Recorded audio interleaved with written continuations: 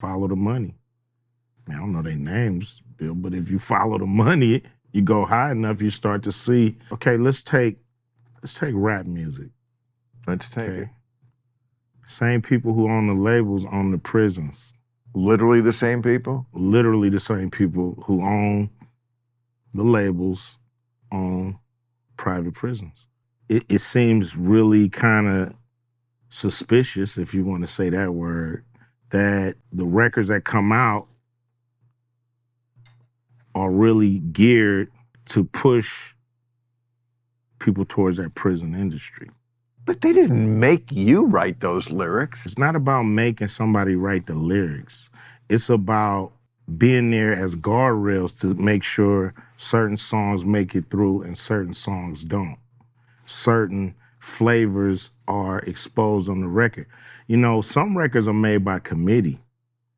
Meaning record company guys sit around and tell the artists, this is hot, say that, do this. We're gonna have this guy write the lyrics. We're gonna have that.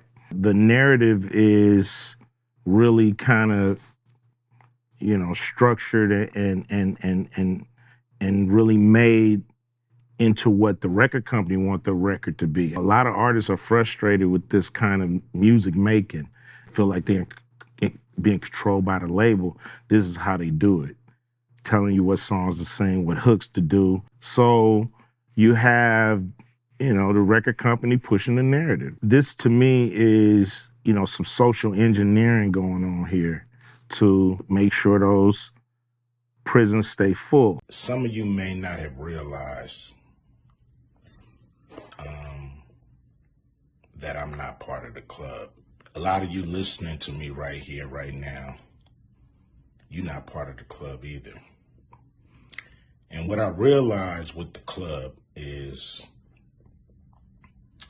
what makes them so mad is when you don't want to be a part of their fucking club. That pisses them off. What club am I talking about? I'm talking about the club of gatekeepers that we all got to deal with. You know who they are, and they definitely know who they are. A lot of people be like, what, who? Come on, man, stop playing. Ever since I put out the contract with Black America, you know they've been fucking with me. Here and there, this and that. But it's cool, you know. I expect that. You know, I've been working with, you know, on the big three for a long time, and you know how they've been fucking with me with that. I done made it, you know, plain, simple, and clear what they've been doing. You know, the NBA been fucking with us. Now, a lot of people might say, like, well, but Cube, you want to work with the NBA. Really, I don't give a fuck about working with the NBA. What I want them to do, when I say work with us, is to stop working against us. Stop doing that bullshit behind the scenes that we know you're doing. Mainstream media, you know, they ain't fucking with us. And that's cool. We can do it ourselves, you know what I'm saying?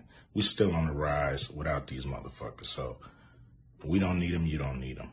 So what am I gonna do to deal with these motherfucking gatekeepers? What I'm gonna do is go on a Fuck the Gatekeepers podcast tour. I'm gonna go talk to everybody, and get a chance to get my message out to the people. Appreciate you. Much love, much respect from your homeboy Ice Cube. Remember that.